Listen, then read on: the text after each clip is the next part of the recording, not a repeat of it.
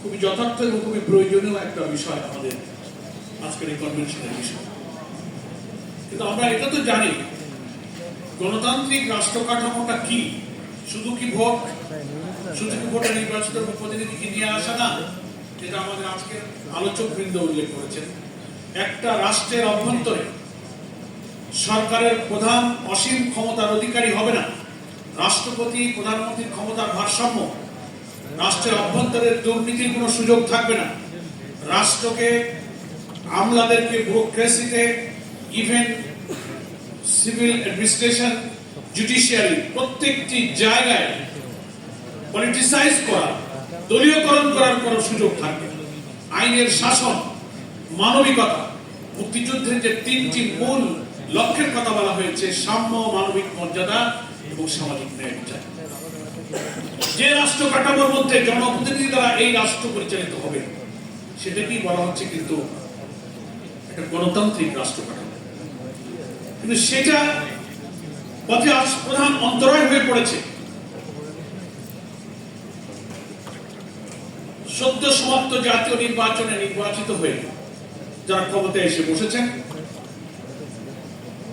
ক্ষমতায় বসলেন, একই দিনে গণভোট, জাতীয় নির্বাচন হলো, একইভাবে সাইমেলটেনিয়াসলি একই দিনে একটা গণভোট হলো।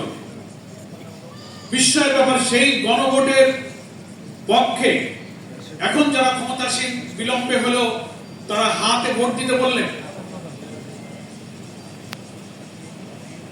17ই অক্টোবর আমরা জুলাই সনদে স্বাক্ষর করেছি। নভেম্বরের 13 তারিখে প্রেসিডেন্সিয়াল অর্ডার হয়েছে, সংবিধান সংস্কার আদেশ। নভেম্বরের 25 তারিখে গণভোটের অর্ডিন্যান্স জারি হয়েছে। ফেব্রুয়ারির 12 তারিখে ইলেকশন হয়েছে, একই দিনে দুটো। তাহলে অক্টোবর, নভেম্বর, ডিসেম্বর, জানুয়ারি, ফেব্রুয়ারি 4 থেকে 5টা মাস এদিক ওদিকে খণ্ডিত দিনগুলো বাদ দিয়ে কমপক্ষে 4 মাস আপনারা সময় পেয়েছেন বিএনপি কে বলতে চাই। জিতে চেয়ারে আসার আগ পর্যন্ত একদিনও বলেননি যে 13 নভেম্বরের গেজেট, রাষ্ট্রপতির আদেশ, সংবিধান বহির্ভূত, রাষ্ট্রপতি এখতিয়ার বহির্ভূত, একথা তো একদিনও কখনো বলেন। গণভোট মানেন না তাও বলেন। ক্ষমতায় আসার পরে 4 মাস পরে কেন বললেন? এখানে হচ্ছে রহস্য। আপনারা বলছেন বিরোধী দল জনগণকে বিভ্রান্ত করছে, বিরোধী দলের উপরে ভূত চেপেছে। জনগণ তো বুঝে ফেলেছে ভূত বিরোধী দলের উপরে চাপে নাই, ভূত সরকারের ঘরে ভূত চেপেছে। কিভাবে চেপেছে? আপনারা পাবলিককে কনফিউজ করছেন। পার্লামেন্টে একেবারে ঐক্যমত্য কমিশনের বই হাতে করে নিয়ে বলে যে আমরা এই জুলাই সনদের সব অক্ষরে অক্ষরে মানবো, বলে না? রহস্যটা কি? কিন্তু কোনোদিন এই কথা বলতে শুনেছেন? আপনার রেফারেন্ডাম কোনোদিন এই কথা বলেনি যে গণভোটে জনগণ যে রায় দিয়েছে, গণভোটের রায় অক্ষরে অক্ষরে মানবো, এ কথা কিন্তু কখনো বলেনি। ফলে গণভোট আর জুলাই সনদকে তারা পার্থক্য করে জনগণের মাঝে বিভ্রান্তি তৈরি করেছে। প্রেসিডেন্সিয়াল অর্ডারটাকে ওনারা পার্লামেন্টে মাননীয় স্বরাষ্ট্রমন্ত্রী বলেছেন এটা হচ্ছে জনগণের সাথে অন্তহীন প্রতারণা। এটাই যদি অন্তহীন প্রতারণা হয়, 4-5 মাস পর যে কথা আপনি বলেননি, মনের মধ্যে কয় না, খাওয়া দাওয়া যদি বদহজম হয় অনেক সময় ঢেকুর দিয়ে তা কিন্তু বেরোয় যায়। পার্লামেন্টে এসে উনি কি বললেন যেটা আমাদের খেলাফত মন্ত্রী আমির সাহেব বললেন। এখন আপনি বলছেন, আমরা বলি যে আপনি হাতে ভোট দিলেন কিন্তু গণভোট মানলেন না। শুভঙ্করের ফাঁকিটা হচ্ছে জুলাই সনদ ওনারা অক্ষরে অক্ষরে মানবেন, তার অর্থ হলো গুরুত্বপূর্ণ 48টি সাংবিধানিক পরিবর্তনের ব্যাপারে অন্তত 10টা জায়গায় ওনাদের নোট অফ ডিসেন্ট আছে। ছোটখাটো ধারা উপধারা দফা মিলালে সেই 10টা নোট অফ ডিসেন্ট এত ইম্পর্টেন্ট, যার কিছু অংশ মামুন ভাই বলেছেন প্রধানমন্ত্রী দলীয় প্রধান থাকবেন না, পিআর পদ্ধতিতে উচ্চকক্ষ হবে, তত্ত্বাবধায়ক সরকার পদ্ধতির মধ্যে যতগুলো র্যাঙ্ক এন্ড চয়েসের ব্যাপারে যে সমস্ত সাব ক্লজ করেছে তার একটা নোট অফ ডিসেন্ট দিয়েছেন। সমস্ত চুক্তি, আন্তর্জাতিক আইনগুলো উচ্চকক্ষ নিম্নকক্ষে অনুমোদিত হতে হবে।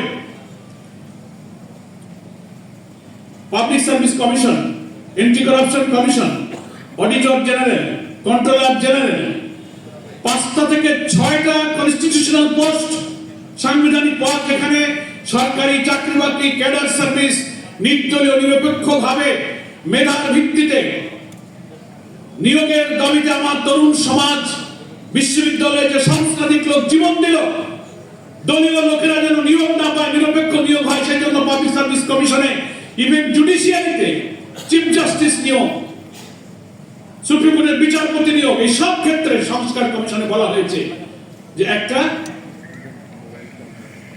আলাদা সেপারেট অ্যাপয়েন্টিং অথরিটি হবে, একটা বাছাই কমিটি হবে, সার্চ কমিটি হবে।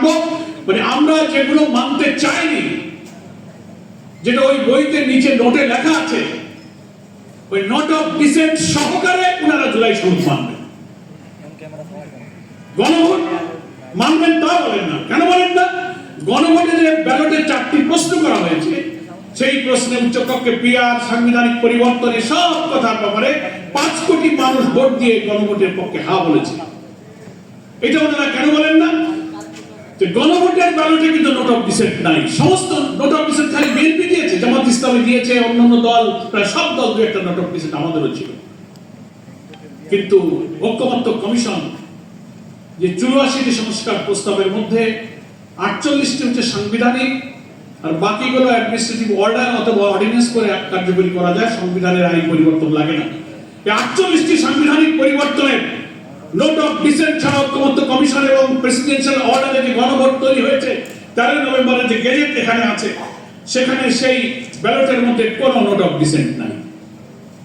জুলাই সনদের ওই বইটা যেখানে যেখানে আপনারা নোট অফ ডিসেন্ট দিয়েছেন বিএনপি বা আমরা দিয়েছি, 4টি প্রশ্নে যে গণভোট তার সেখানে একটাতেও কোনো নোট অফ ডিসেন্ট নাই। তার অর্থ হলো 5 কোটি মানুষ 70% লোক ভোট দিয়ে নোট অফ ডিসেন্টকে খারিজ করে দিয়ে সংস্কারের 48টি পরিবর্তনের পক্ষে জনগণ কিন্তু ভোট দিয়েছে।